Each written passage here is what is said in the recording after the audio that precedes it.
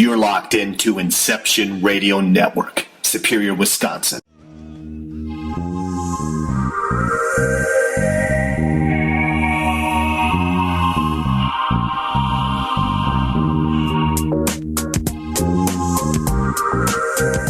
Welcome to Just Energy Radio with your host, naturopath and medical intuitive, Dr. Rita Louise. We have learned from Einstein's theory that matter and energy are one. Physicists believe that all systems in nature have their own particular way of vibrating. From the swinging of a pendulum to the waves of the ocean to the light that brightens the sky each day, each of these oscillates at its own unique rate. The same holds true for every thought, feeling, event, or word we speak. Each has its own frequency or rate of vibration. What many of us don't realize is when we take everything in our universe down to its simplest form, it is all just energy. Join Dr. Rita Louise on a journey through time and space where past, present, and future collide. Today, what you believe may be called into question. What we want to know is, who made up the rules? Be brave and step outside the box. We are about to turn our world upside down and venture into the unknown. Hold on. We are departing our own beliefs and entering alternative realms. Enjoy the possibilities.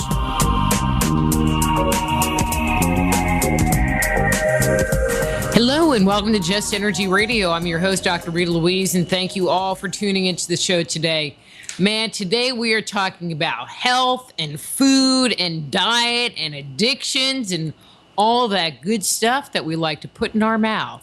And to do that, we're going to be speaking in the first hour with Chef Del Soufre about simply healthy, delicious, whole food, plant-based eating. And in the second hour, we're going to be speaking with Josh LaLaunie about weight loss, dealing with food addictions. Just Energy Radio is brought to you by soulhealer.com, where you can find out about all the products and services I offer, including medical intuition evaluations, energy healings, and psychic readings. You know, as things go on in our lives, often we need somebody to kind of look at what's going on and give us an outside perspective.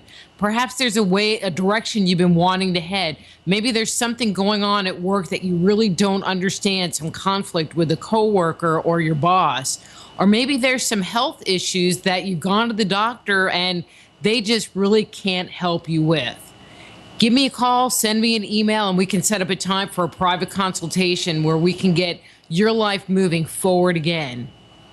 It's also brought to you by the Institute of Applied Energetics. That's www.appliedenergeticsinstitute.com, where you can jumpstart your intuition today by downloading their 50-page guide. Just think about it. If you've been working in a dead-end career and want to work into the healthcare field, working as an energy medicine practitioner, intuitive counselor, or medical intuitive, just think about it. You could be my competition. Okay, there really wouldn't be competition, but you'd be my competition, but not really. But anyway, but you can start that moving in that direction. www.appliedenergeticsinstitute.com. Before we bring Chef Del on, I just wanted to take a moment to talk about our health and our diet. You know, in the 21st century, or actually I'm going to start somewhere else. You know, I remember growing up and my mom always cooked food for dinner.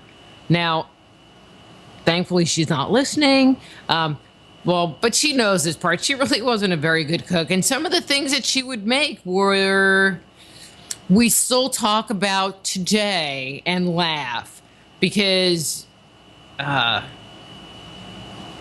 They were pretty horrendous in the big picture of, you know, when you think someone's cooking dinner. But anyway, but it was always a home-cooked meal. I mean, not to say that we didn't have pizza or a TV dinner or a pot pie because there really wasn't all that much stuff out there and available, you know, McDonald's every so often. But it wasn't the focus of our meals. It wasn't the focus of our diet. But today it's really changed, and what we're eating, you know, the amount of junk food that we're consuming or pre-processed, pre-packaged food is growing more and more every day. And I find it saddening to go into the supermarket only to find that the area that has fruits and vegetables getting smaller and smaller, and the area that has packaged fruits and vegetables, which you really, it's a fruit and a vegetable. Usually it's vegetables. Well, no, fruit too. But you don't know what the preservatives they've stuck on it. Or it's encroached by some other pre-processed cream, gunk, sugar thing that you might want to put on your fruit. It's disgusting. It just saddens me that the availability of fruits and vegetables are getting smaller and smaller. But over the last, I'm going to say 6 months or so, I've been engaging on transitioning. I'm going to use that word, transitioning to a vegan diet, which means no meat. I mean, it's like vegetarian, except no eggs, no cheese, no animal products at all. And, and just kind of learning about it, reading up about it. And not that I've had any of these issues, but I have heard miracle stories from people that have had diabetes and high blood pressure and all kinds of different illnesses or issues of their bodies. And by going on one of these plans, they have gotten rid of their health concern. I mean, the big ones have been diabetes, high blood pressure, heart disease, with people getting off the bulk of their medications within 4 to 6 months. Can you believe that? 4 to 6 months of eating clean. I find that really hard to believe, but the testimony is there. With people actually having that happen to them and for them, and losing weight, losing massive amounts of weight. And so I'm hoping that by sharing some of this information with you, the listeners, that you will be able to move forward with this in your own life. Okay. He's on. Okay. So let me tell you a little bit about Chef Del, and we will get him on the air. Okay, but I know I'm not saying his last name right, so I'm sure he'll correct me. Chef Del Soufre, passion for cooking began at 8 years old and never faded. Sroufe opened Del's Bread, a vegan bakery, before beginning vegan meal delivery service in 2001, serving eclectic plant-based cuisine to Columbus residents. In 2006, Sroufe joined Wellness Forum Foods as co-owner and chef. Sroufe also joined the Wellness Forum as a member, where after a lifetime of yo-yo dieting, he has lost over 200 pounds on a low-fat, plant-based diet. He continues to teach cooking classes at local venues like Whole Foods Community Recreation Center and the Wellness Forum. Sroufe is also the author of Better Than Vegan and the bestseller Forks Over Knives, the cookbook. We're going to be talking with him today and about his new book, The China Study Quick and Easy Cookbook. And I'm going to repeat that because there's more than one. There is the China Study Cookbooks, but this is the Quick and Easy, because we like quick and easy cookbook. So please welcome to the show, Chef Del Soufre. Hey, Chef, how are you? Hey, you know what? Even though you don't think that you know me. Uh-oh. You do. I do? You do.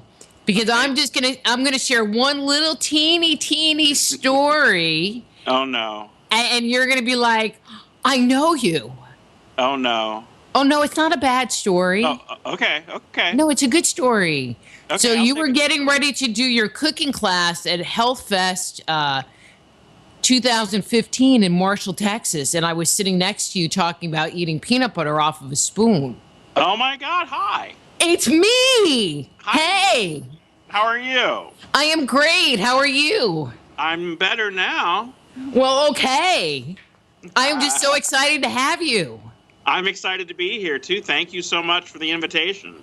Well, at that thing, your publishers were there talking to people, blah, blah, blah. And they said, oh, yeah, Chef Del has a cookbook coming out. And I booked you on the spot. Oh, cool. So, you've been like in the back burner for a long time. But anyway, all right, let's get a little serious here. Chef. Exciting. Okay. Hey, what got you into cooking in the first place? I mean, it sounds like you started at 8 years old cooking. So what's that all about? I think it was divorced parents. My parents got divorced when I was 7, and my dad had to learn how to cook. And on the weekends, I spent my weekends with him, and I would go into the kitchen and help him, and he would let me help him cook all the recipes from the Bisquick box, then from the shake and bake for pork and chicken box, and that kind of started it all.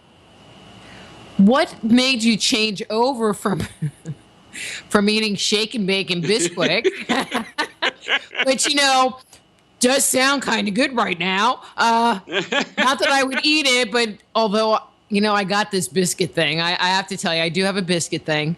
We all have a thing. Yeah, I know. To eating, whole food, plant-based. Well, it was a long, slow journey. I was in college at Ohio State University studying business and hating it.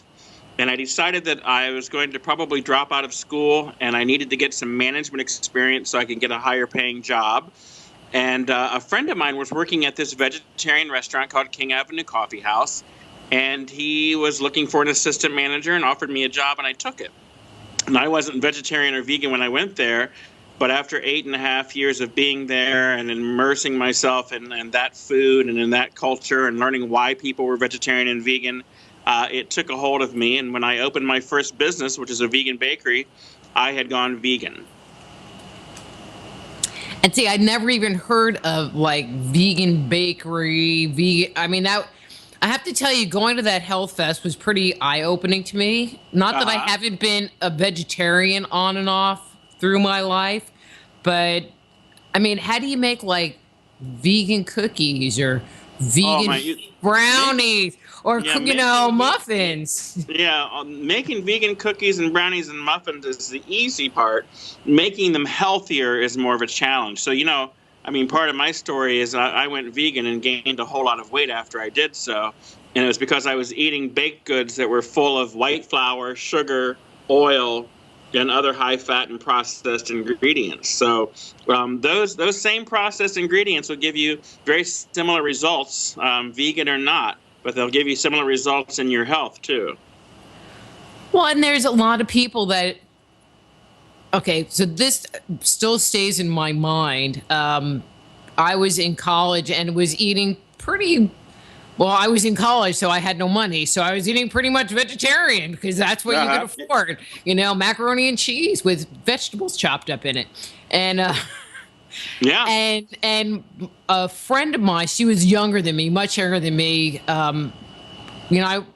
They were my neighbors, and so I was always over at their house. And she was like, oh, yeah, I'm vegetarian. And she ate like an entire box of Lorna Doones. And she's like, well, they're vegetarian. And I'm like, well, I don't think that's really healthy. And I guess that is possible with any kind of lifestyle, that you can eat in that style, but not necessarily eat healthy. Yeah, there are a lot of overweight, unhealthy vegans and vegetarians out there.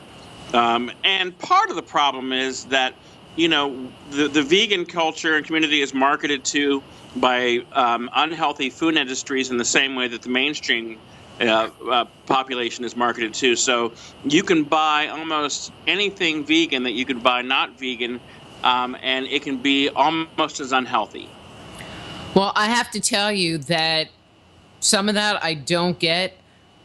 Like I've had this stuff, they were like, oh, it's vegan beanie weenies, and it was like, and it had these vegan hot dog things in it. They were disgusting. I'm sorry. Well, but the thing, and there's a lot. It's like I'm not that desperate to eat a hot dog. There's some pretty bad stuff out there.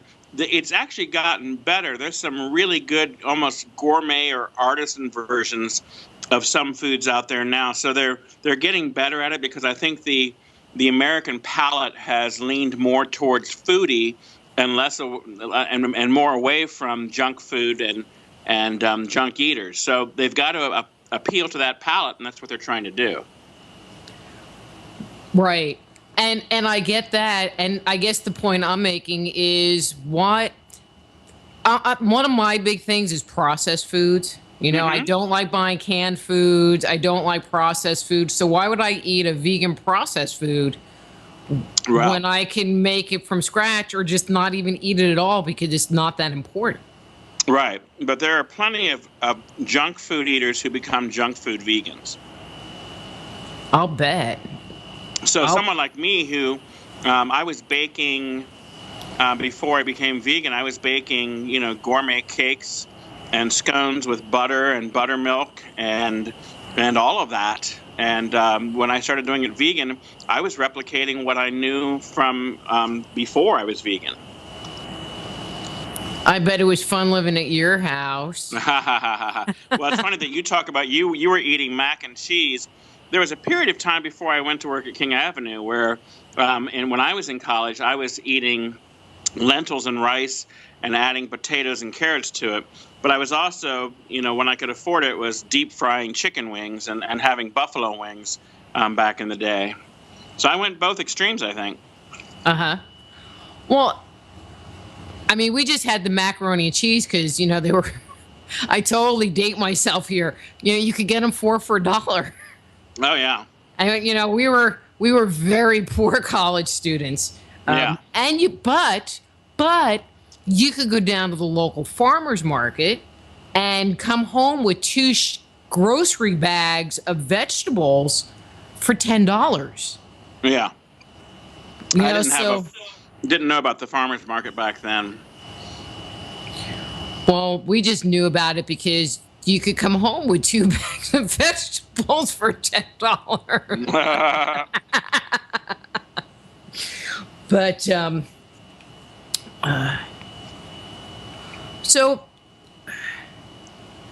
let's talk about, you said that you've transitioned, and before you came on air, I was talking about, my transition from eating meat, and it's still not complete, but to eating whole food plant-based.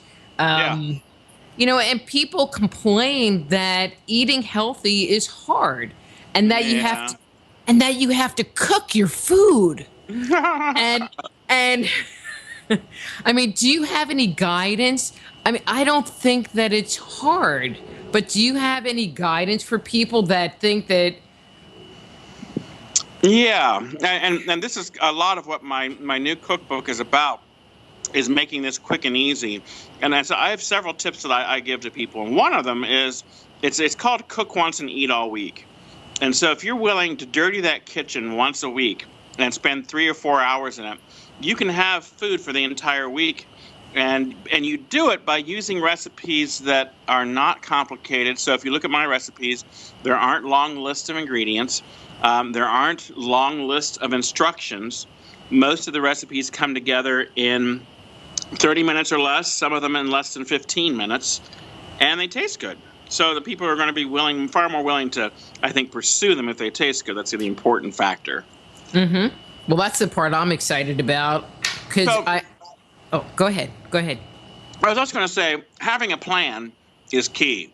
If you come home every day and don't know what you're going to eat and don't know what you're going to cook, then you're going to spend 30 or 40 minutes getting ready to make that happen before you ever find out that you've got to go to the grocery store to do the rest of it. So I give you 3 menu plans in this book. You take those. I give you shopping lists and a pantry list so you know what's supposed to be on hand already. And you go to the store. You only have to go to the store once. All of these ingredients are available at mainstream grocery stores so that you're not trouncing all over town to find bizarre ingredients. And I think it really makes it easier for people.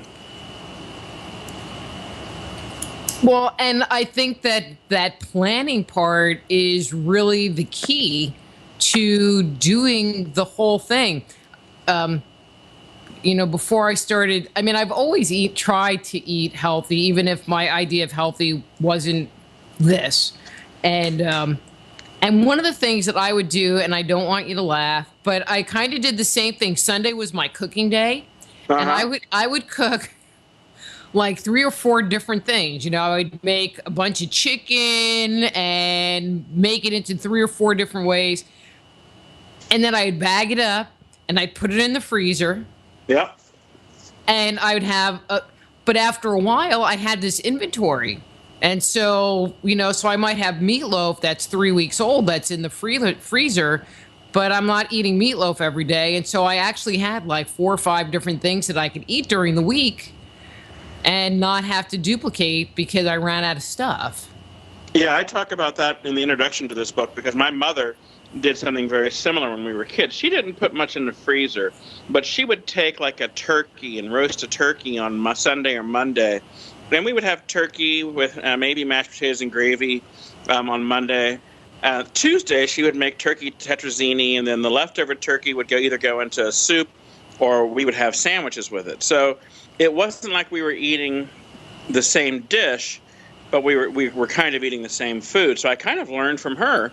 And she did the same thing with meatloaf. She'd make a double batch of meatloaf, and part of it would become meatballs so that we had spaghetti and meatballs.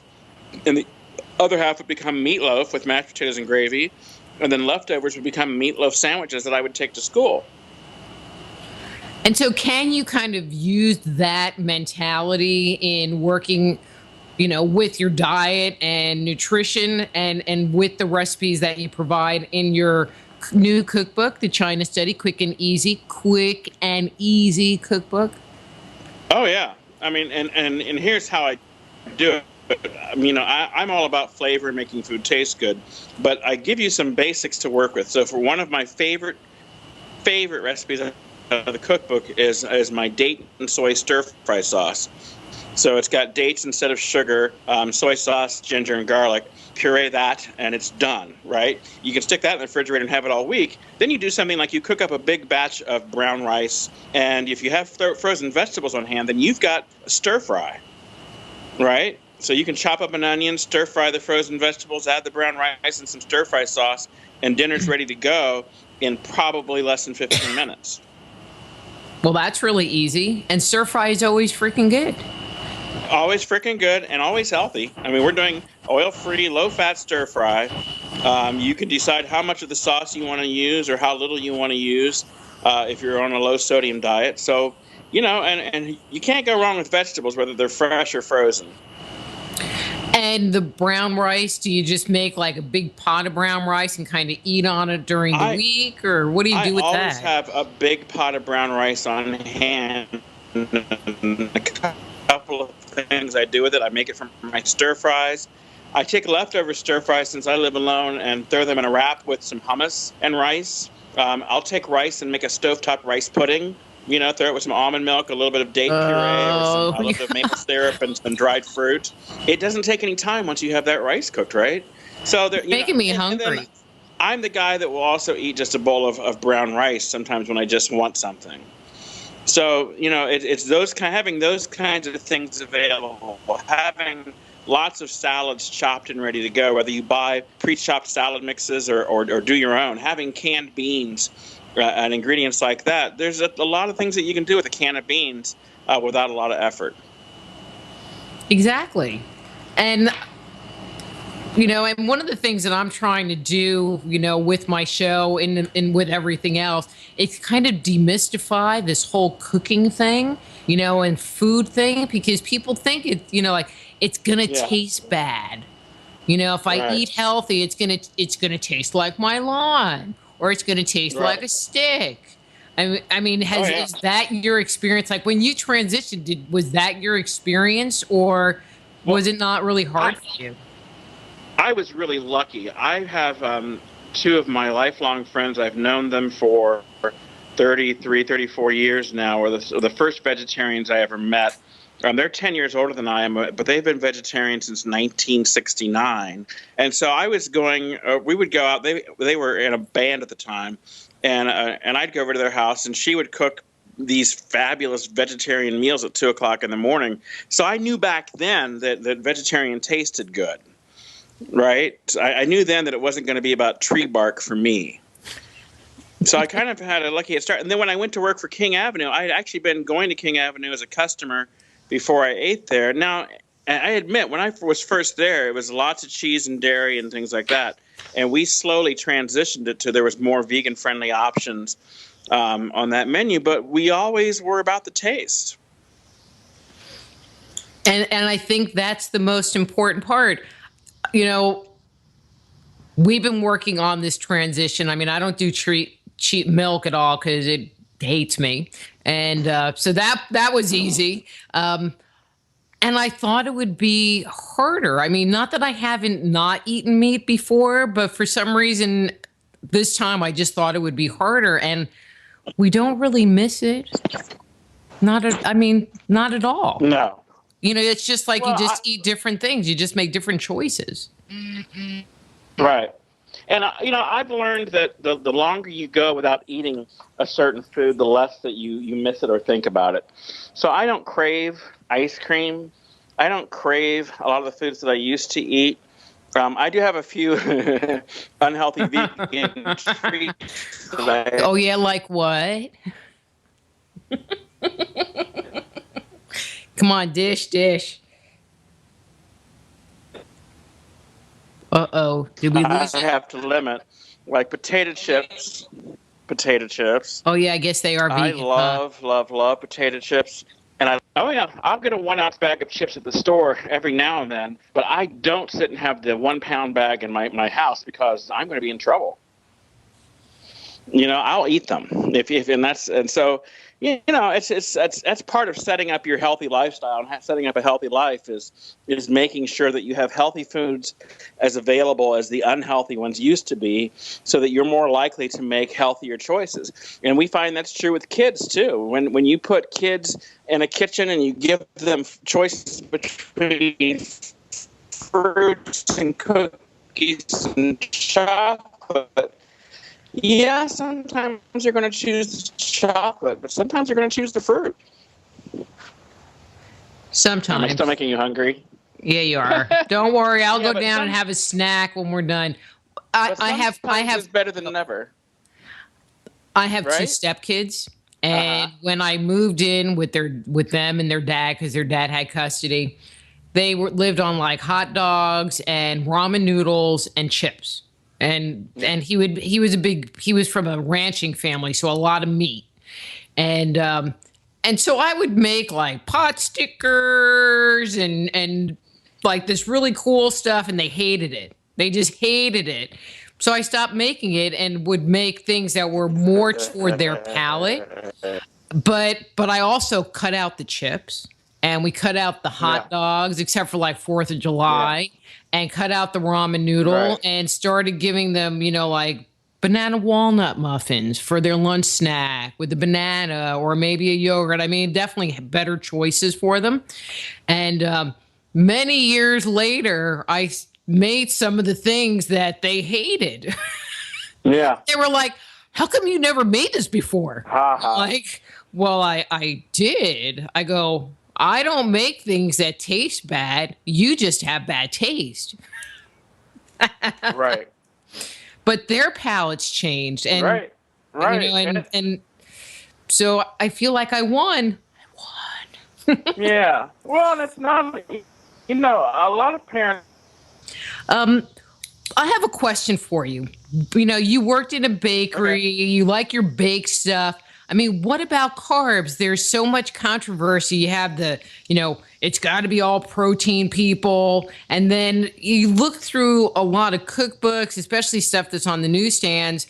There's a lot of pastas and breads, like sandwich type breads or wraps. Where do you fall in on the whole carb thing? I mean, especially when it comes into dealing with weight loss. I fall right in with the science, and the science is clear. And by the way, you're going to start seeing a lot more of the science refuting things like this no-carb diet, the paleo diet, The simple fact is that our body depends on carbohydrates for almost every function, especially brain function.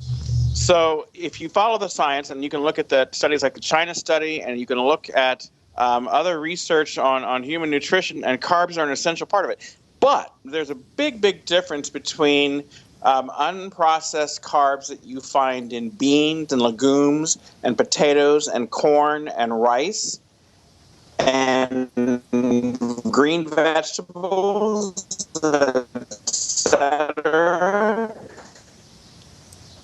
and the carbs that you find in white flour, right? Or carbs that have been deep fried, like potato chips. So we've got to get rid of, so what we teach people to do at the Wellness Forum, we teach people how to read the science and look at the research and know when they're being BS, because it happens a lot. And then the science is pretty clear. There's, the good carb diet. When we look at the China study, it's the largest study of human nutrition ever done, looking at the diet of 800 million people. It's a carb-based diet. These people get an overwhelming percentage of their calories from complex carbohydrates like beans, grains, and potatoes. And so the longest living people on the planet eat a mostly carb-based diet. And that would include rice. And that would include... It includes brown rice, sometimes white rice, but mostly brown rice, millet, corn, wheat. It's this processed foods diet. It's white sugar is the enemy. Processed sugars are the enemy. Oil is the enemy. When you take the fiber out of any food, when you do that with any food, and you separate it from its origin and make it less than what it's less than what it was. So they take oil. We talk about olive oil being this healthy food, but when they extract olive oil from the olives, they throw away 95% or more of the original nutrition from that food, and all that's left is the fat. Vitamin E back into the oil to call it a healthy food. No way. No way. Yes way. No way. Way. Oh, man. Well, that's because Lucky Charms are part of a balanced breakfast. Come on. Well, yeah, but there's the same story there. A high sugar diet, right? It's all fortified. And there's a reason they do it. It's profit. We fortify cereals because we've stripped them of their nutrition. Why? Because it gives them a longer shelf life. Because whole grains don't hold up as well on the store shelf as denatured grains. So then to call it healthy, we add vitamins back in. And we assume we're as good as nature at doing so, and we're not. Well, and then when they use that fortification, whatever that is, you don't really know what it is. It has calcium. It's like, well, what kind of calcium? Right. And we now know that calcium from cow's milk is not an effective way to get calcium, and it's also a dangerous way to get calcium because of the acid load that drinking milk puts on the body, which causes the body to suck out calcium from our bones to create a pH balance in our body. But why do they have all of those commercials about drink milk and to sell you milk? Because the farming industry and the dairy lobbies are some of the biggest in the country. And if you ever get to go to, Dr. Popper, my business partner, has been there twice, to the USDA hearings they do every 5 years. The USDA has hearings to determine the nutritional guidelines for Americans. This is the USDA was started by Abraham Lincoln, and it's been a farmers' lobby since its inception, but it's also giving out nutritional advice. And do you see the conflict of interest there? Yeah. How can you try and grow the business for your farmers and then tell Americans that dairy and beef is not healthy to eat? You can't. Well, we're having a run on green beans. We're going to say green beans are the greatest. That's scary. I laugh at Facebook all the time because you see all of these questions about, like, where do you get your protein? And the car. Have you seen any of these cartoons? There's a gorilla sitting there, and then somebody's asking, well, where do you get your protein? And the gorilla's a grass eater, right? So all of the strongest animals on the planet are all vegetarians. It's just, that's the truth of it.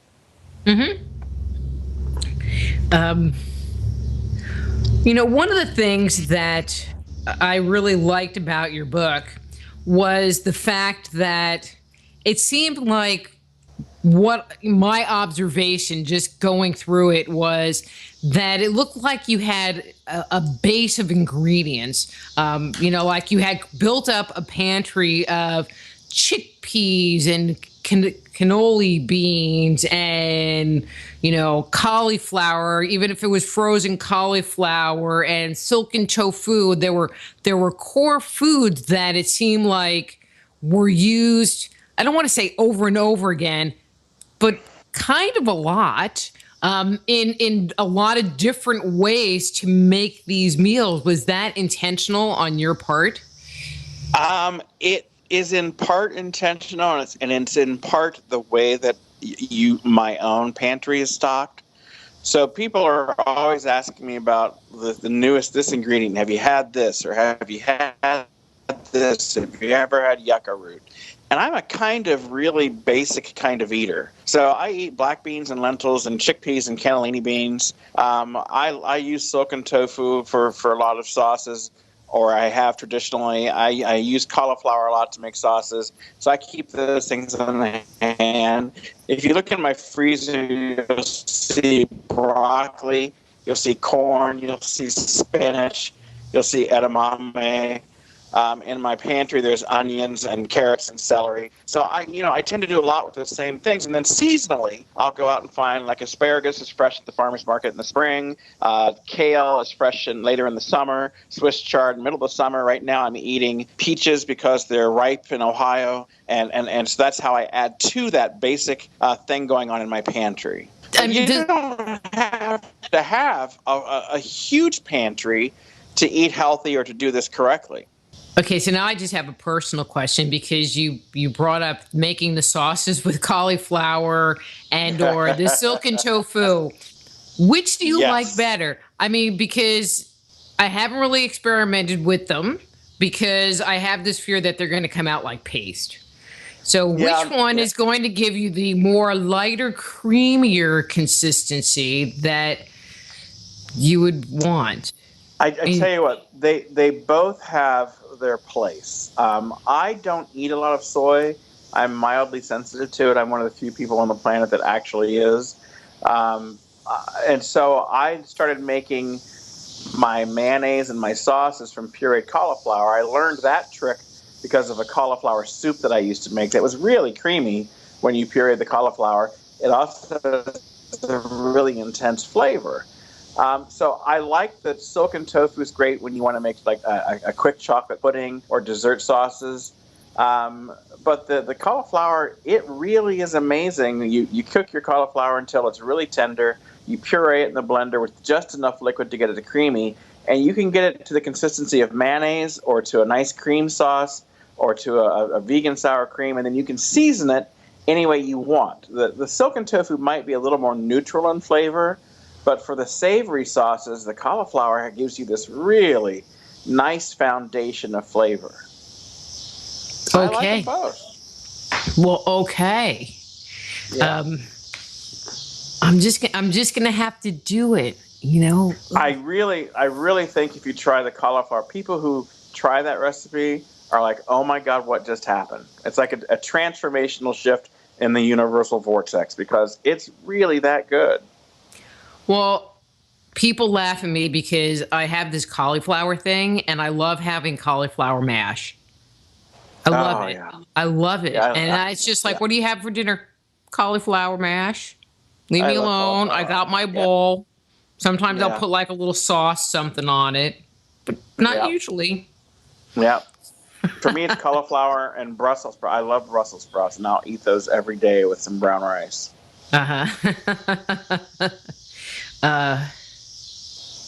Okay, talked about that. One of the things that you mentioned earlier was about the majority of the things in your cookbook, people can find anywhere. And actually, in going through the recipe, there was only one thing that I am not sure I will be able to find locally, but it's a canned thing. What is it? The thing with the peppers, with the Chilies and adobo sauce? Yeah, that one. Yeah, every Kroger I've been to has them. Right. Well, see, I haven't ever looked for it. I haven't ever looked for it. So it's a small can, so you could go pass right by it. But chilies and adobo, you'll find in almost every Kroger in the country, #1 grocer and store in the country. So it's pretty pervasive. Now, where do you live? What part of the country are you in? I live in Marshall. Oh, well then, yeah. Well, Marshall. See what I'm saying? See what I'm saying? Marshall might be the exception.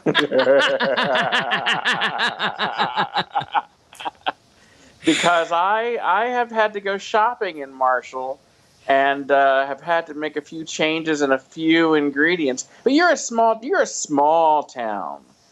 But I'm going to give myself an A if that's the only thing that you can't find. And going through it, that was the only thing. And I'm like, but you know what? I'm sure that's a canned or bottled preserved thing that if I am really lazy, I can just get on Amazon or something. Well, and I was going to say, I have an Amazon Prime membership. If you live somewhere in the country like Marshall, and I've said this at my presentation at Health Fest, if you live in someplace like Marshall, you need to be an Amazon Prime member because almost anything you want, you can buy on Amazon, and the shipping's free. That's right.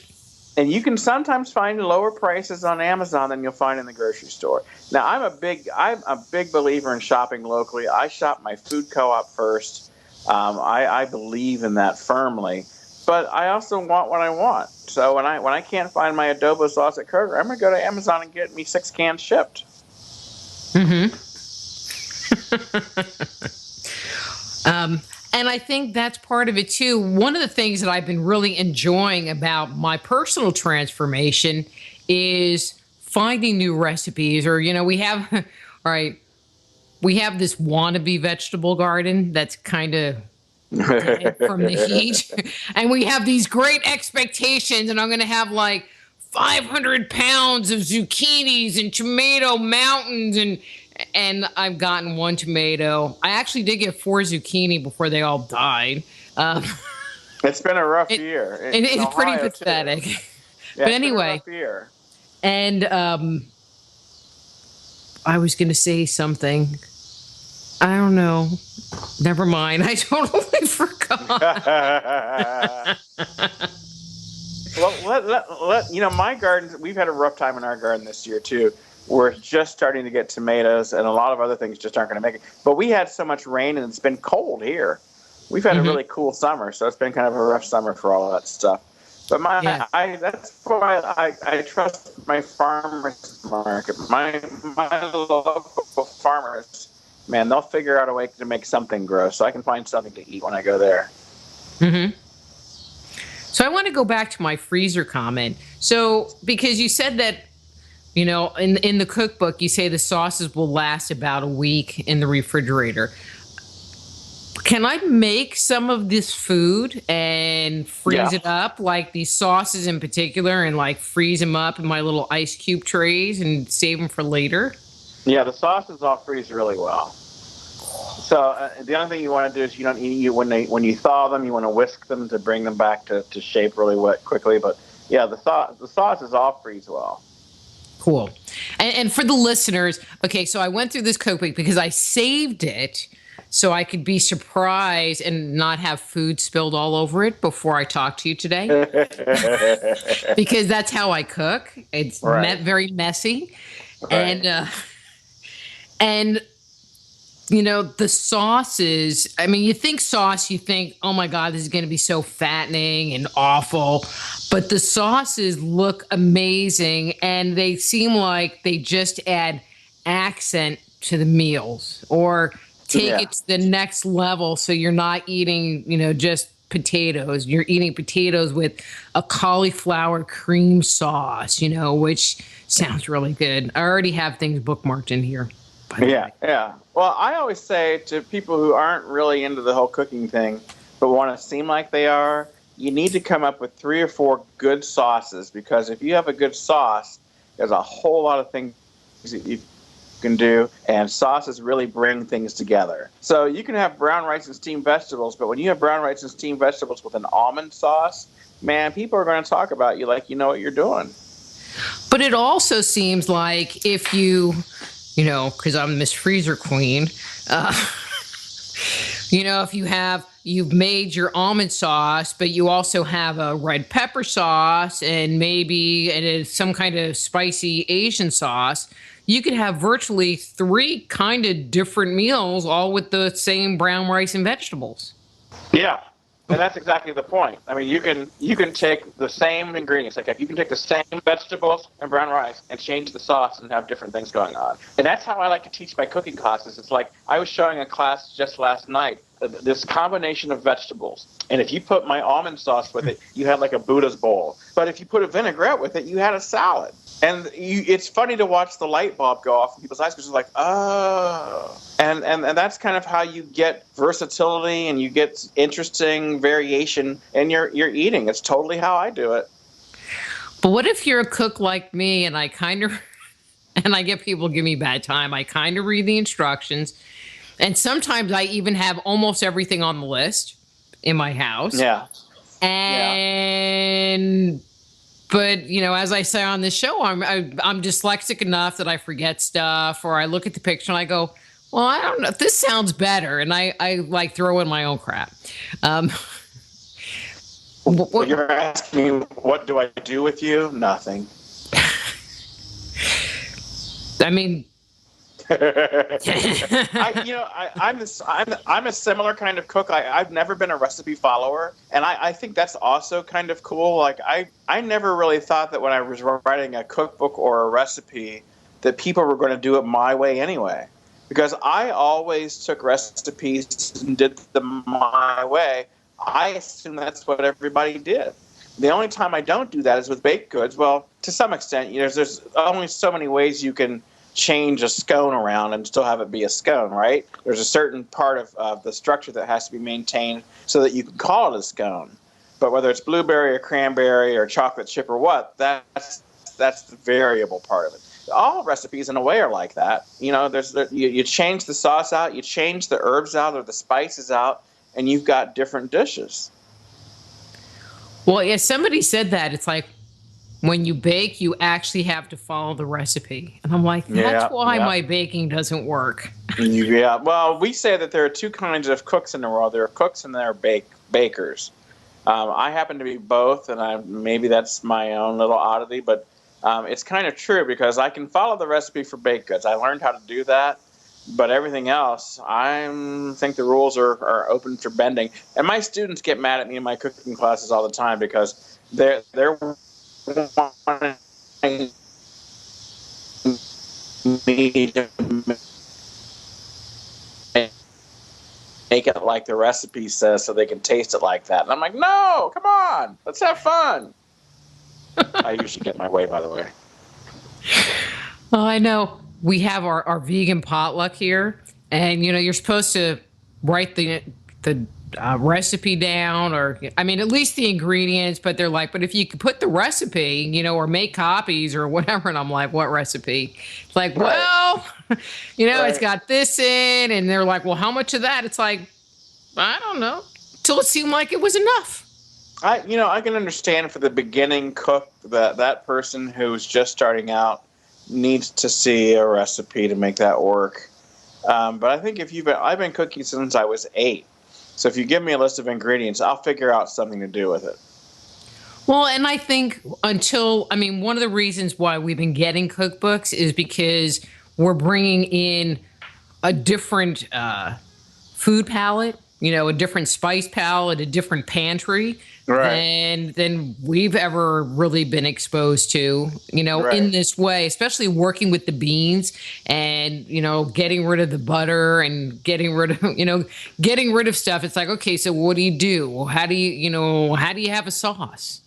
I was like, I like cream of mushroom soup.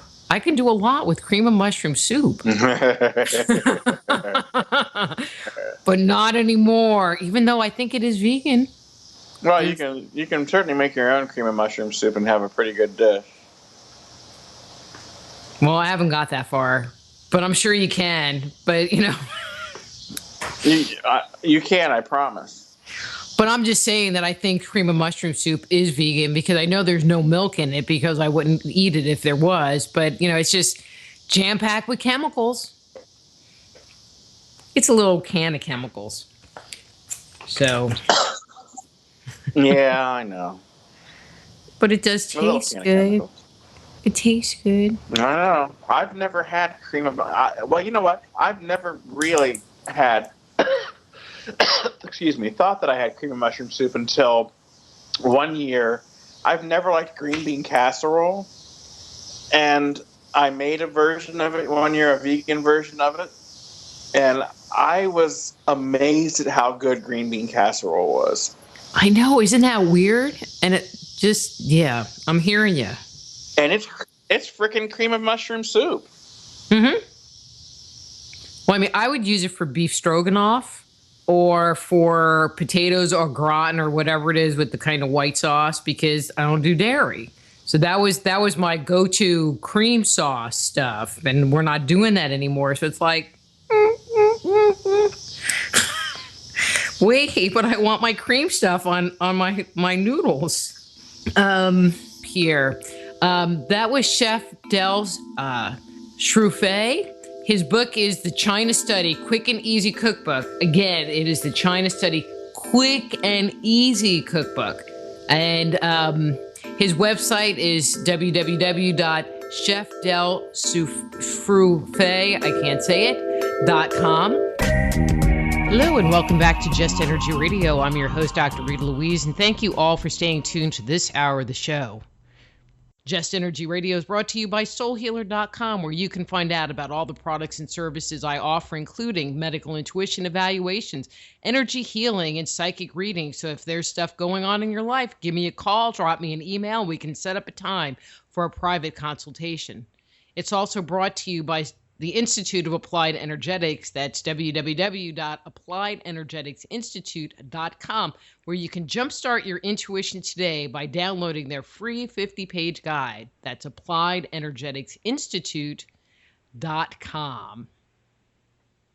In this hour, we're going to be speaking with Josh LaJuanie, and I have to tell you, before I do his intro, he's a hoot, and I think you are all going to love him as much as I love him. But let me tell you a little bit about him. Josh LaJuanie accomplished what some people would deem impossible, dropping over 200 pounds and a lifelong addiction to unhealthy foods and lifestyle habits to discover a passion for running. A journey that led him to competing multiple marathons and more recently his first ultramarathon.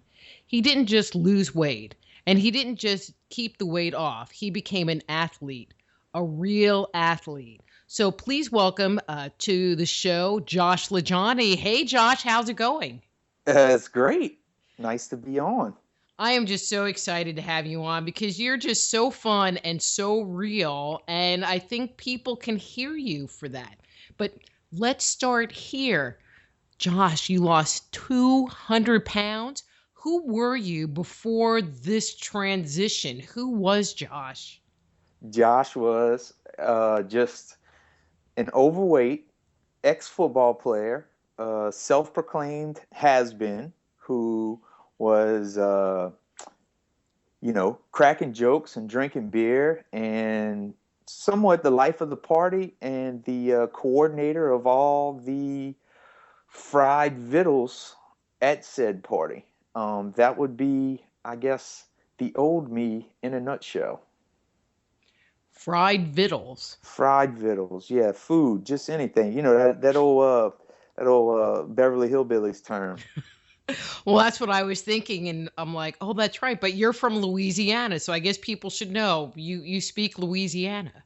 I speak whatever comes to my mind. But what happened? What sparked this change in you? I mean, losing 200 pounds is miraculous by itself, but now you're running marathons and ultra marathons, which personally I can't imagine. But what was that light bulb moment for you? It was a series of light bulb moments, really. There was no single light bulb moment, but if you wanted to single one thing out, we could back it up to say maybe the very first light bulb moment I had, and that was it's going to sound trivial, but it was honestly the Saints winning the Super Bowl for me in 2010. It sounds crazy, but it's really the truth. It shook my idea of what impossible, quote unquote, was or is, and that coupled with, at that time in my life, I was a junior, earning my degree at Nicholls State, as a non-traditional student who had flunked out in a failed football career attempt in his normal college years. I was back in school and doing the impossible. I was getting my degree that I thought I would never actually achieve and do. And during that February 2010, I was, I'm a Saints season ticket holder, and that whole 2009 season was just a dream come true. And in 2010, we actually won the Super Bowl, and here I am. I read I read Coach Sean Payton's book that following summer of 2010 after the Super Bowl victory, and that in and of itself is something that was new for what was a new Josh that was growing, someone who would actually pick up a book and read information, right? That's something that was a new. So that was like step 2. You did something different. Right. So learning how to learn in school was probably step 1, and then the Saints winning the Super Bowl really shed a light and like shook what I thought possible and impossible was. And then I started reading with this newfound desire for facts, and wow, I learned that facts were in books. They had things you could really learn from books. So I started learning. I started, seeking knowledge even outside of my, assigned texts outside of school. And I read tons of things in those days. I read, not to get off subject, but I read a lot about T. Boone Pickens and Warren Buffett, because I was a business major, right? And I read all of these books, and just this summer, because after the Super Bowl victory, I read Sean Payton's book, and he talked a lot about how when he came down here, there was a lot of complacency because we should just sort of hang our hats on the fact that we've survived Katrina. There's no need to try to excel and reach for something great. Just the fact that we're still here and together is a win. And in a lot of ways, that was a microcosm of my very own life. The fact that I was, here I was, the fact that my big goofy butt was back in school earning a degree, just that in and of itself was something to rest my laurels on, so to speak. But Coach's book actually spurred me to want to reach for something more, And at that same time, I was actually being nervous. I was getting nervous about my impending senior year, which would have been 2011, because here I am.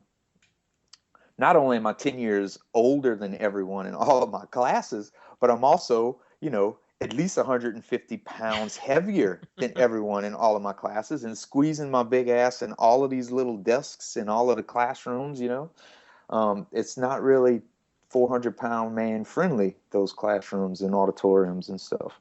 And so I was seeing the guys who were a few semesters ahead of me come to school in suits and ties. And I started to get nervous. I was like, that's going to be me in 2 semesters. And I am not comfortable with wearing that in front of people. And I really was nervous about it and just sort of was dwelling on it internally without actually doing anything about it. And in 2011, as the spring semester, my senior year started up, very good friend of mine that I've known since kindergarten, just essentially, he called me out the blue and was like, "Hey, buddy, I am joining the gym. You want to join with me and help keep me on track?" And I said, "Yep, I'll go by after class and sign up." And that was it. That is where my whole story really kicked off. I know that was not really one thing that I said, but that joining that gym with my friend, it gave me some accountability. I had a partnership with a buddy who I respected, and he respected me, and yet at the same time, that respect made us hold each other accountable and call each other out when we were being wusses, and But I think it's interesting that it wasn't like you said, "Oh, I need to go on a diet." It no, took a while for this like process to unravel within the core of you, is what it's yes, sounding like, right. to make this decision that I want to change me. Question, based on your story, was your goal in going to the gym to lose weight and get thin and run marathons, or was it just part of this evolution and you just didn't know where it was going to take you anyway? Yeah, the latter. I did. It was just I didn't. My main goal, my main reason for going back to that gym with my buddy Jeff that day, because this is a gym that I had been going to on and off all my life. So I was to say going back to it. So my main goal was to be more comfortable in a suit because I knew that was coming, right? And I knew that if I tucked my shirt into a suit, first of all, it was hard to buy suits because I wore a 62 long jacket, uh, and my pant size was about a 54. Um, and so a suit was going to be expensive and hard to come by and all that stuff. And beside that, you know, I was going to look like a big dada, sweating and with the top collar button holding on for dear life with the collar, the little button extender on the thing. And I knew what I was going to look like, and I knew I was going to be sweating on my brow, and I was just nervous about that, and I didn't want. And so that's my main goal was, let's get some weight off of you before the fall semester, which is when my capstone course was coming, right? And I knew that I would have multiple presentations in that last semester, and that's what I did. So that's why we started the gym. That's why I started, was to lose some weight, to look better in a suit. That was reason number one. What would you say with your relationship with food? You started going to the gym, and then there's the whole food issue. Yeah. What would you say was the biggest issue that you had in dealing with food? I mean, it sounded like you were really into your fried food and your Right. beer, Mm-hmm. which I find really interesting. I mean, I'm obviously not from Texas, which is where I live, and when you eat Cajun food, which I love Cajun food, but a lot of it is fried, which kind of blew me away. And even if it's not fried, it started with a roux, which is just oil and flour, But it tastes really and good. it tastes amazing. And and that's the thing. Like, there's no better smell than a roux getting to the perfect color, and then you throw in the Trinity, which is bell pepper, celery, and onions. When you throw all of that stuff into a hot roux, the way that makes a room smell is insane. And that is very addictive. That is very addictive, but not only is it addictive, it's part of a culture. It's part of an identity. It's part of being a Cajun. And that is part of the problem, because we have put way too much value on what is essentially just a thing to eat.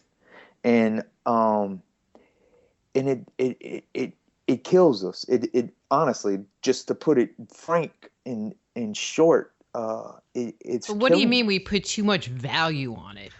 Because it's not just about it tasting good. It is an actual identity. It is who you are. It is part of being I'm from a small community actually called Chagbay. So it is actually part of being a swamp dwelling Cajun. So it's not about you eschewing the taste and getting healthy. That would be one thing. That would be giving up fast food, right? So people could get their mind around stop eating KFC. But when you're talking about roux and stews or po' boys, or etouffee or whatever the dish may be, it's not just about that it tastes delicious. It's the fact that it's like a family member to me. I grew up with this thing. My grandmother made it. My mom made it. And if I go over to visit and I don't want to eat it, it's not just oh, he's on a diet thing. It actually hurts feelings of family members. And the irony is that very food causes our family members to leave this earth early, often. And that's a tragic irony that we deal with right now here. It's just what it is, you know. But I didn't really start addressing my food when I started doing the physical part at the gym that we were talking about. I never did that. One of the big assets in being so overweight was because I do think of it as actually a good thing that happened to me. That's might be mind-boggling to some, but I do. So one of the good things that came from being overweight in my beginning was I was realizing results without a whole bunch of food effort involved in the beginning, right? Because as a 400-pound person, just walking around throughout the day, Cut out one piece of bread. you're Poof, gonna, oh 50 my pounds. goodness, you're gonna burn a bunch of calories. And if you're replacing one meal with a salad, even if the salad has chicken and ranch dressing and cheese on it, right? You're gonna drop weight. And so that happened. That's essentially all I did in the beginning to get my body to lose poundage for my capstone course presentations and ultimately my graduation. So in that period of time, because you said it was about a year, Right. It was so from February to December, right? how much did you lose? I Just lost by making that little bit of change. 60 pounds. That's pretty good. 60 pounds. And it was not made, I didn't do major food stuff in that period. I did things that were traditionally healthy, quote unquote healthy food.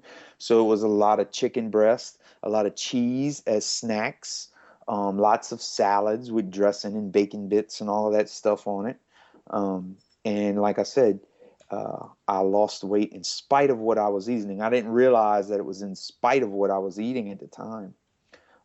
But eventually, that weight loss began to get slower and slower as my default calorie burn due to my overall body weight became less and less. Does that make sense? Mm-hmm.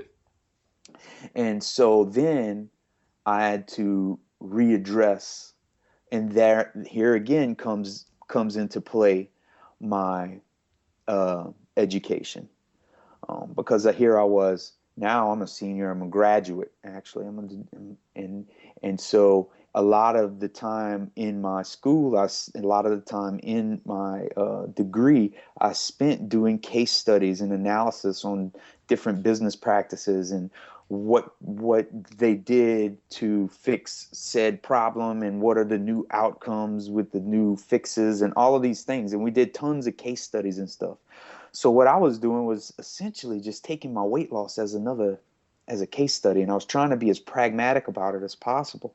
And so I said, okay, I first addressed what I was doing physically that could be done better. So I knew that my weight loss was starting to slow down. And I was like, well, maybe this 3 sets of 10 old football, weightlifting, get big and strong, heavy bicep curls, bench press stuff isn't what I need to be doing. Not the way that I'm doing it. Maybe I need to do something different. So I implemented through research and discovery. I said, okay, I need to bring my calorie burn up. I need to bring my heart rate up. I need to do more intense stuff in the gym. So I started doing circuit training. And then part of my circuit training was hop on the treadmill for literally 30 seconds and get back off and go back to your weightlifting circuit. And that's where it really all began. And that morphed into me doing more research and discovery and figuring that to get into a fat burn mode, it's advantageous to go more aerobic, but for a long duration, like good long runs. And that's, aerobic, doing aerobic stuff to me is way more fun than doing like circuit training. Or I went to this gym the other day and they were doing like core stuff. I don't know. It looked, like squat thrusts and lunges. And I'm like, oh man, that looks beyond boring. And there was no music. Oh goodness, I can't do it without music. Now you're tripping.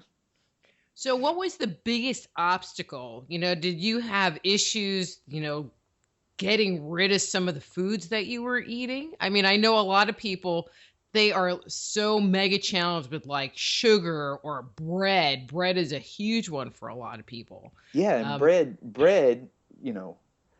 depending on what kind, but bread's not the enemy that everybody makes it out to be these days. What the early thing, but yeah, at that point in my life where I was still learning, yeah, bread was an enemy, and that was a hard one for me. Po' boys was my favorite. Okay, so for people that don't live in the South, right? What's a po' boy? A po' boy is just a sandwich, but a giant sandwich essentially on a French loaf. So French loaf is real crusty, chewy bread, and there's fried something on it, whether it's fried shrimp, oysters, crawfish, whatever, or roast beef, not fried roast beef, but roast beef and gravy, or ham and cheese, whatever sandwich you want to make on a French loaf with shredded lettuce, tomatoes, and we say mayonnaise. A lot of people don't say mayonnaise, and my wife thinks that it is it's like chalk. It's like fingernails on a chalkboard when I say mayonnaise. But I grew up saying mayonnaise, but mayo or mayonnaise. That's a po' boy. So you have whatever fried or gravied meat, and then shredded lettuce, tomatoes, mayo, and the ever important Leidenheimer loaf. To me, that's a po' boy in a nutshell. And that one was a big one for me. And also, although I wasn't giving this up early on, I was actually thinking that I needed the protein. So it was actually a health food to me. Was steaks, ribeyes especially, right? That was something I grew up with, and I'm really good at preparing them properly. And again, as part of that food being an identity and not just a place to get nourishment. But what about the cravings? That's the biggest part that I hear people complaining out. Like they're addicted to the food. Like they gotta have it. They gotta have their ice cream. They gotta have. Right. Well, I mean, and I know, I get it. And I don't really know what to say about that. I get that question all the time. Like, what about the cravings? And the only thing that I can say about the cravings is, yeah, they exist. And so what? I mean, it would feel better to not get up and go to work. What if you crave not doing that? Or what if you crave not stopping at red lights? I just crave keep going at a red light. I just crave it. And so what people don't understand is they think that their craving is they give it too much power a lot of times. And I think one of the things that helped me was discovering this physical activity that I wanted to be better at. And I knew that these foods that I craved from time to time, although I still caved and gave in a lot in the earlier days, so it wasn't like a black and white thing where it was like one day I was doing it and one day I wasn't. But I knew over time that these foods were holding me back from being the runner that I wanted to be. Getting back to what we were talking about with long duration aerobic activity, I had adopted running, right? And so I wanted to, because another part of me adopting running is my wife and I love the city of New Orleans. And so we go to the city every weekend, and there's always people running around the city, and there's a big race in the city called the Crescent City Classic, and so I identified with that, so I started craving that. I want to be like one of those fit people listening to their earbuds, running down St. Charles Avenue, getting a good workout in, out in the elements, enjoying the city on foot. That appealed to me. And so over time, I would say over a year or so after I tasted my first Crescent City Classic race and went and had a big hamburger after and all of these things, I realized that if I want to be the runner that I think I want to be, then I need to be willing, again, here comes the education again into my life, I need to be willing to make some changes. So I can't keep doing these things over and over and over, even though they taste real good and feel real good, and I've done them all my life. I need to be willing to make some changes. And so slowly I did that. I was giving up things because that first race effort in the Crescent City Classic really kicked my butt. And so I didn't want to have that same experience. So for that next year, I really spent a lot of time honing my diet and being more accountable. But all that meant was more protein and less carbohydrates. That was that entire portion of my life. And I did lose a lot of weight doing that. There is so much out there that that's what they tell you to do. Well, sure, I know. That's one of the big frustrating things for me is people don't realize, because I'm a plant-based runner guy now, they don't realize how long I spent doing chicken breast and beef jerky, because that's health food. They don't realize how long I spent doing that. Beef jerky. Health food. Yeah, it's zero carbs, right? True that. So lots of salt, but zero carbs. But that would be my go-to snack when I was out and about, would be a Coke Zero and a pack of beef jerky.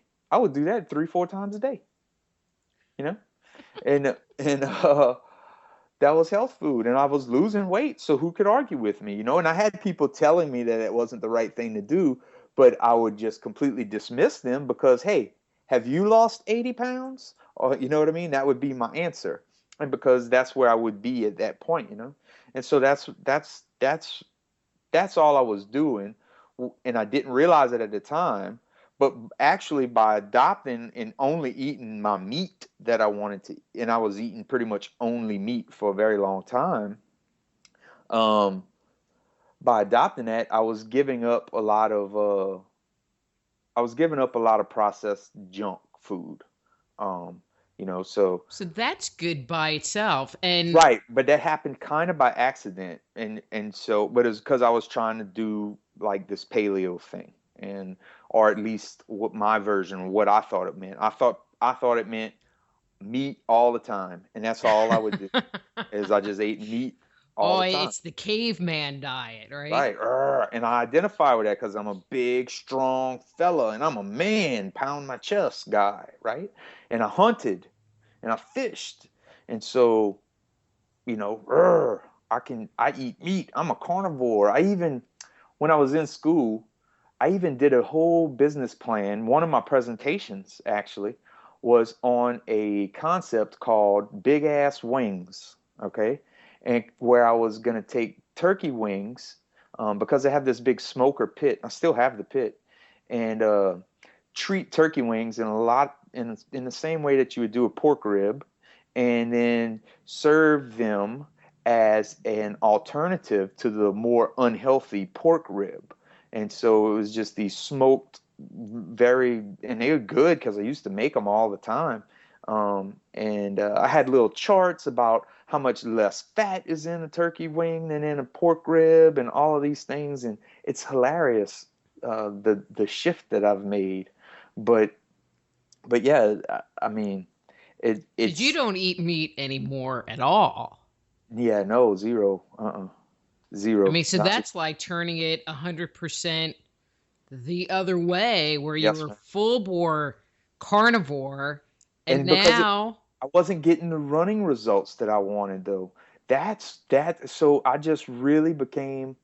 was just really being a pragmatist. I was being honest with myself about the results I was getting. Yes, I was losing weight, but not to be too graphic, but there were GI problems when you don't get any fiber in your diet at all.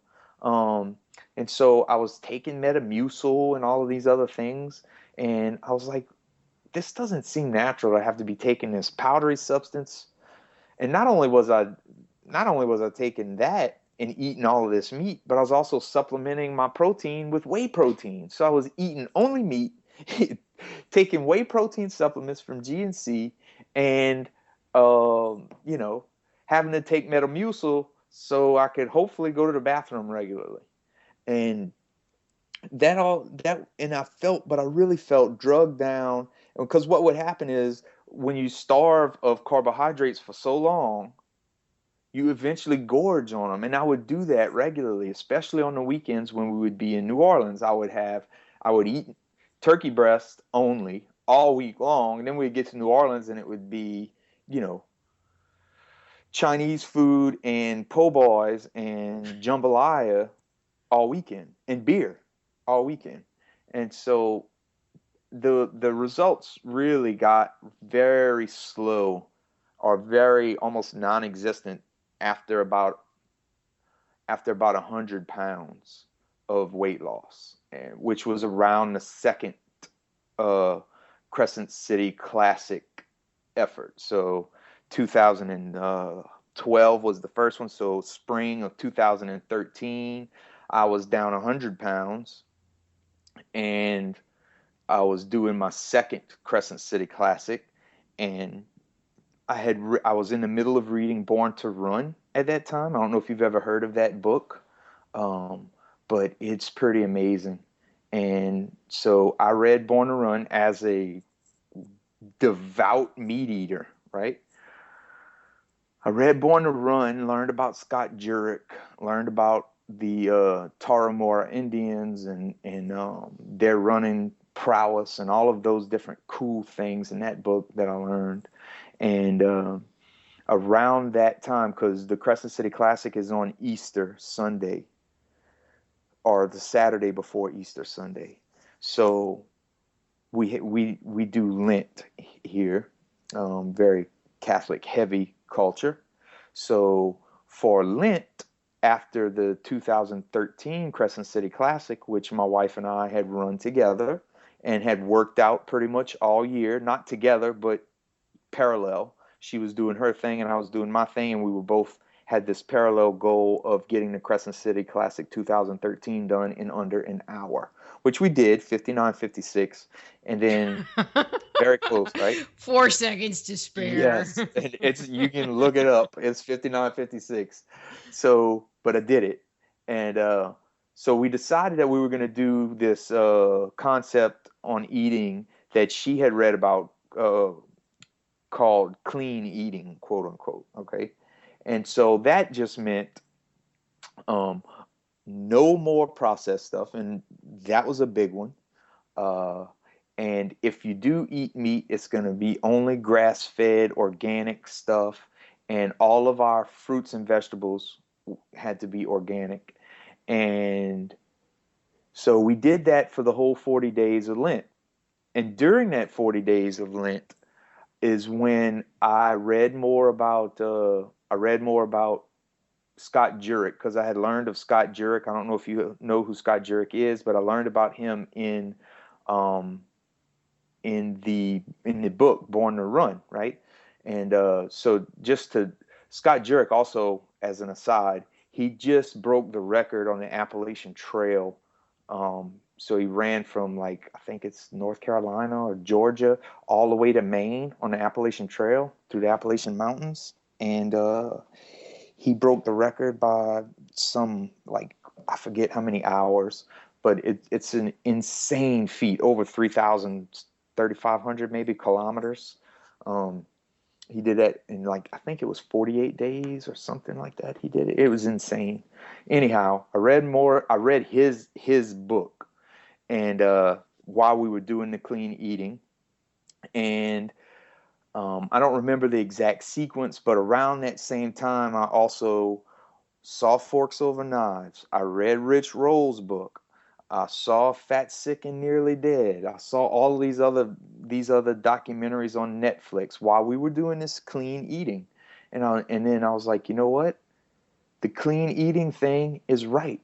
However, I don't think there's room for the quantity of meat, animal products, period, that we have in our clean eating diet.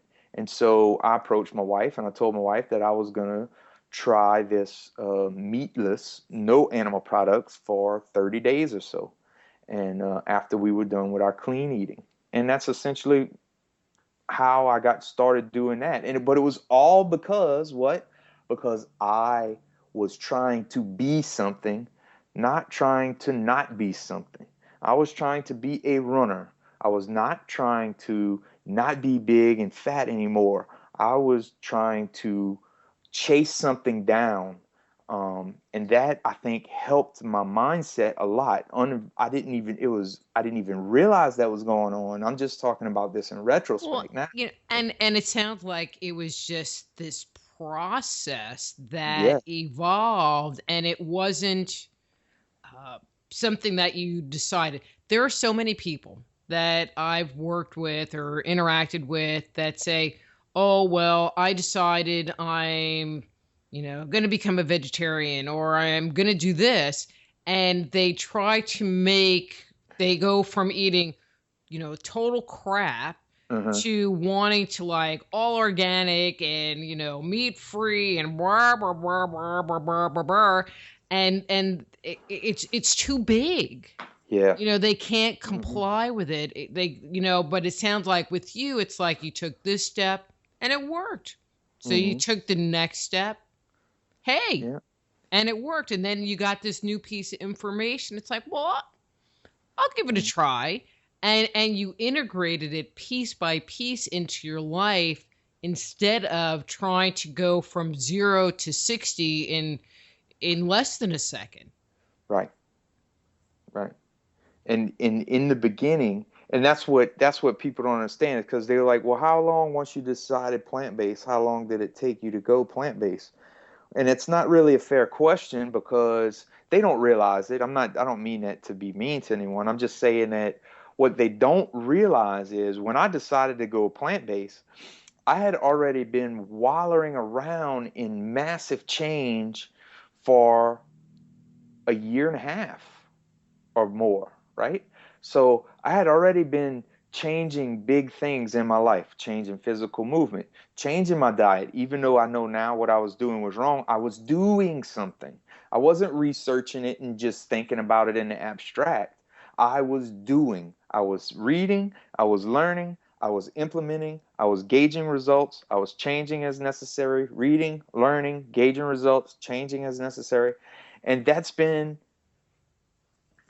never stopped doing that. I'm doing that today. I'm still reading, learning, implementing, changing according to results. That's how I live my life. And I think if we can get that rhythm, you forget about all of the other stuff because it's really fun. It really is. It's really fun when you start and you're like, oh, I am in control of all of this. I'm in control of it. And once you get it, man, the sky's the limit. But when you sit back and you try, well, tell me what you did and let me see. Tell me how you did it. Oh, I don't know if I can do that. You don't own it. You're not owning the process. As long as you're asking me how to do it, you're not owning the process. Get It's in like, here, there, try right? something. Try Get in your anything. workshop and start hammering away. Throw away the things that aren't working. Keep the things that are working. I'm telling you that you're going to discover more than likely, if you try the right things, that plants and running is a path to a natural, normal, physical human specimen. That's been my discovery. That makes sense to me as a logical human. I'm not an anthropologist or anything like that, but it makes sense to me that natural human food is plants and natural human movement is bipedal locomotion. And when we combine the two, you get a natural human form. Mm-hmm. And natural human form is not overweight, it is not diseased, it is not sick and tired and stressed. And that's, in a nutshell, where I am today. But it wasn't because I said, hey, it wasn't because I messaged somebody on Facebook and said, hey, what did you do? Oh, you did that? Okay, I'm going to do that. And then copied them and then did that. No, I did copy several people, but it was an amalgam of taking other people's experiences, identifying what worked in my life for them, from them, from their methods, um, and and Going from there. What do you have to say to the people that say, health foods taste like crap, or how can you just eat vegetables? Isn't that boring? well, sure, Especially coming from you, because you're the no, deep sure. fried steak, mayo, beer drinking Hmm. guy. I would think that palate wise, beef jerky eating, that was a new one. I think palate wise, that would be a huge change. What do you say to people? You have to do it on purpose. It's not going to just accidentally start tasting better than steak. So, you know, kale, which I had kale and lentils for breakfast this morning. So people think that that is insane. They would never imagine themselves eating something savory for breakfast, probably in the first place. It's probably going to be something sweet like pancakes or waffles or donuts or something, but much less greens with beans on top, right? So what my point is, you have to do it on purpose. And the way to do that is to understand, and the big tool in my tool chest for helping me on this specific topic is, or has been, Dr. Doug Lisle and his pleasure trap concept. So the pleasure trap concept lays out to you why a donut tastes better than a piece of broccoli. And in understanding that, if you want to, can then make the decision to avoid this unnatural pleasure inducing chunk of macro and micro, well, mostly macronutrients. Okay. So that you can avoid that on purpose. You can own the fact that yes, it is more pleasure inducing because of the calorie density involved in the fat and the uber processed carbohydrates and the sugar. Okay. So you can understand why that morsel of food, that mouthful of food, will release more dopamine in my brain and make me a happier person for the moment than the piece of broccoli does.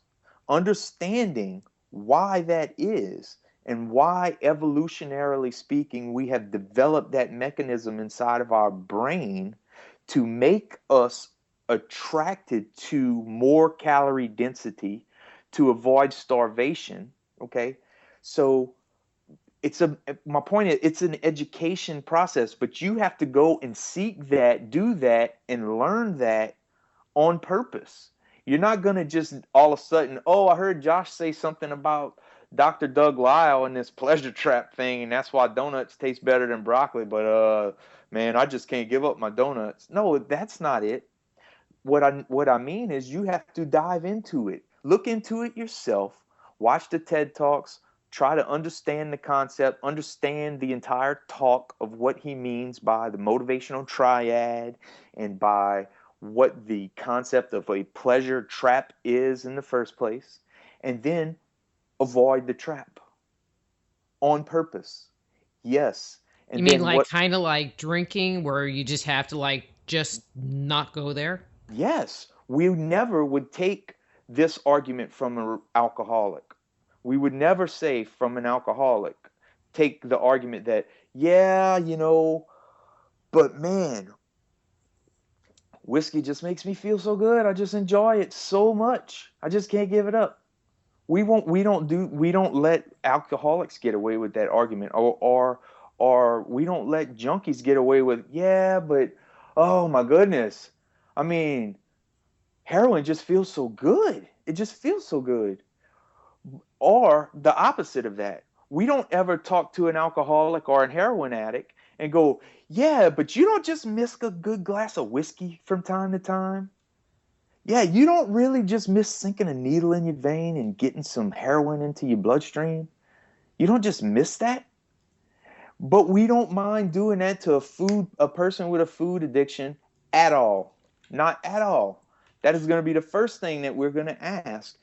A person like me, who I am okay and I am comfortable with calling myself a food addict, I know that just like, and I take this cue from Rich Roll, I will always be a food addict, and I am a constant, perpetual, recovering food addict.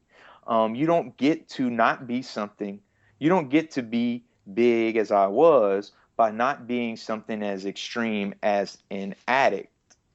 Now, but we wouldn't, like I was saying, but the first thing I get is just that what you would, and I get that all the time. Yeah, but a big, juicy, sizzling steak from Ruth's Chris, you don't miss a piece of Ruth's Chris steak with some cream spinach and glass of wine.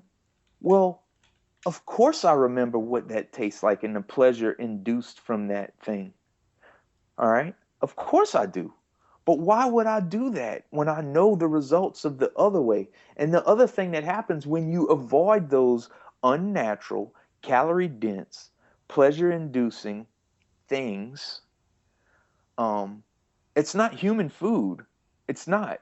And they're designed, they are so rare in our existence, evolutionarily speaking, that our brain has developed a mechanism that when we do come across these very rare calorie dense foods, our brains say, get as much of that as you can. And to make you do so, we're going to release a bunch of dopamine and make you as happy as possible while you're eating it. So you get the message. Hey, when you come across this very rare morsel of food, eat as much of it as you can so we don't starve to death. But what that mechanism fails to realize is we can get all of that food we want. And so it is hard, it is difficult to make that shift on purpose from the uber pleasure-inducing foods over to the less stimulating, more natural world of human food, real human food, which is greens and beans and grains and fruit in my estimation is what I've learned and what I've implemented in my life, right? So I'm not making the argument that my way of eating taste better than a big juicy Whopper from Burger King. That's not the point at all. I totally concede the fact that one tastes better than the other, and but that's the whole point. But You're I don't know stuck. that I necessarily agree that one tastes better than the other. Well, the people that are asking that question to me, one definitely tastes better than the other. Not to me anymore, because there's something called sensory adaptation that is also part of Dr. Doug Lyle's concept of the pleasure trap, the way to get out of the pleasure trap, and why I'm so 100% in what I eat and how I eat is to give those old foods so they don't have any, they're not in my food lexicon anymore. You understand? So they've left my sensory memory. And so now when I'm hungry, I crave a big bowl of kale and broccoli with some beans, or I crave some oats with bananas and cherries or something in it, or I crave a sweet potato just simply done with maybe a little salt on it. I crave those types of foods. I don't crave, cheese and meat and butter and those things anymore. But I do understand how and why they are and can be so much more pleasure inducing than a bowl of kale with some nutritional yeast and tomatoes and sliced onions on top. I understand that. I think I would lose credibility if I didn't concede the fact that to the person asking me the question, that yes, the Whopper tastes better than my kale salad that I had for lunch today. But my point is, just like sitting on a sofa in the air condition feels a whole lot better than running out in 85-degree heat with 90% humidity. One feels better than the other. I agree. Totally. Just like it feels better to not get out of bed and go to work than it is to get up and go to work. Or it feels better to whatever you want to. It feels better to not stop at red lights because I just don't want to stop. I don't have time. Right? But there's certain things that you must do. And eating like a real human is one of those things if you want to achieve what it is you think I've achieved. Well, and I need to say we only have about 3 minutes left. Yes, ma'am. But one of the things, I do alternative health counseling, and one of the things that I see is that so many people, the foods that we eat, even if they're organic, doesn't necessarily mean that if you're eating an organic bar of some kind that it's necessarily healthy. Yep, you're right. Yeah, I know. Because now the buzzword is plant-based or gluten-free or vegan or organic. And that doesn't mean anything. Because no one has, as long as you haven't addressed your relationship with food and your relationship with a hot dog and the giggly happiness that eating hot dogs around a barbecue pit brings you, then it doesn't matter if you're eating vegan hot dogs on gluten-free buns or if you're having a ballpark frank.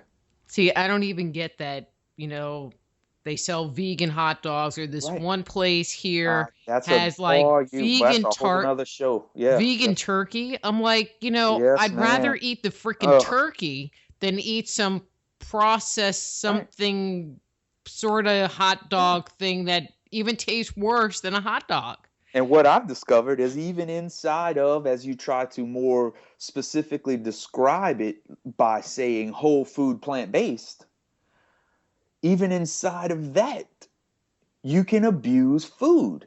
And so that's my point about backing out from all of it and saying, hey, we need to stop thinking of food as a lover and a best friend and more as a business partner.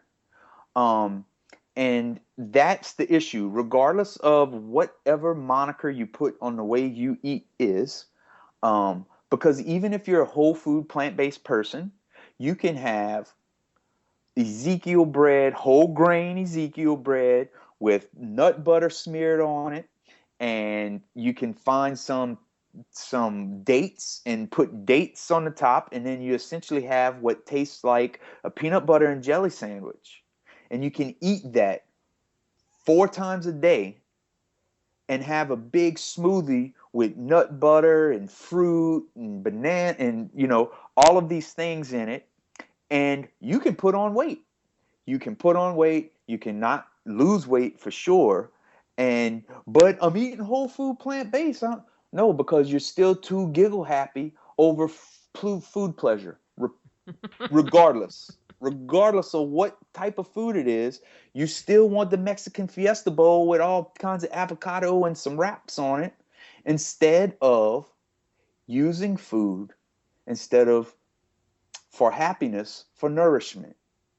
And it doesn't matter what realm of dietary practice you're in, if you don't address your relationship with food, you're going to struggle. It doesn't matter. So it doesn't matter. Yes, you'll be a healthier person eschewing all animal products, but it doesn't necessarily mean that you're going to lose weight. And on that note, that over and over. Yes, ma'am. On that note, we're going to call it a wrap because our time is up. The Yes, music's ma'am. coming up. Perfect. And Josh, thank you so much for coming on. And I know that I will be talking to you again soon. Yes, ma'am. Okay. I look forward to it. I had a good time. I look forward to it too. And everybody check out his blog, and he does like YouTube videos, which I don't mean to laugh, but sometimes they're really funny. Anyway, so bye, Josh. I got to go. Bye-bye. All Thanks right. for having me. All Later. right. Bye-bye. Bye. That's Josh LaJuanie. His webpage is joshlajuanie.com. And next week, it's Egypt all night long. In the first hour, we're speaking with John Ward and Maria Nielsen. And in the second hour, we have Carmen Bolder. Egypt, Egypt, Egypt. Till next week, I'm Dr. Rita Louise. Be blessed.